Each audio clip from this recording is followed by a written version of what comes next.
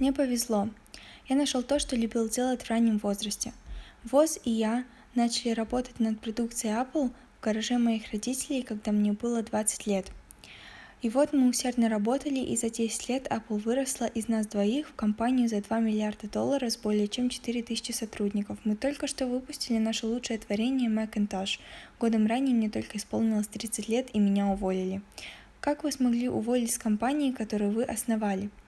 Когда Apple выросла, мы наняли кое-кого, как я думал, был очень талантлив, чтобы управлять компанией со мной, и в течение первого года или около того дела шли очень хорошо. Но затем наши представления о будущем начали расходиться, и в конце концов мы поссорились. Когда мы это сделали, наш совет директоров встал на его сторону, и вот в 30 лет меня уволили, и очень публично. То, что было центром всей моей взрослой жизни, исчезло, и это было разрушительно. Я действительно не знал, что делать в течение нескольких месяцев.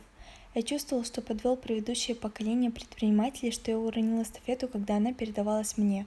Я встретился с Дэвидом Паккардом и Бобом Нойсом и пытался извиниться за то, что облажался так плохо.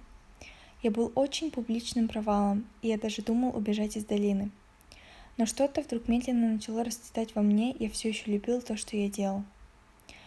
Поворот событий в Apple не изменился ни на минуту. Меня отвергли, но я все еще был влюблен. Поэтому я решил начать все сначала. Я не видел этого тогда, но оказалось, что мое увольнение из Apple было самой лучшей вещью, которая только могла со мной произойти. Тяжесть успеха была заменена легкостью быть новичком снова, менее уверенным во всем. Это позволило мне войти в один из самых творческих периодов моей жизни. В течение следующих 5 лет я основал компанию под названием Next, другая компания под названием Pixar, и я влюбился в удивительную женщину, которая стала моей женой. Pixar создал первый в мире анимационный фильм «История игрушек», и сейчас это самая успешная анимационная студия в мире. В замечательном повороте событий Apple купил Next, и я вернулся в Apple, и технология, которую мы разработали в Next, лежит в основе нынешнего возрождения Apple. У нас с Лорен прекрасная семья. Я почти уверен, что ничего из этого не произошло бы, если бы не Apple. Это было ужасное дегустационное лекарство, но я предполагаю, что пациент нуждался в этом. Иногда жизнь бьет тебя по голове кирпичом, но не теряй веру.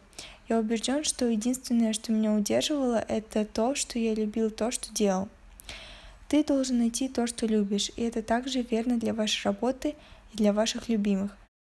Ваша работа заполнит большую часть вашей жизни, и единственный способ быть по-настоящему удовлетворенным – это делать то, что, по вашему мнению, является великой работой.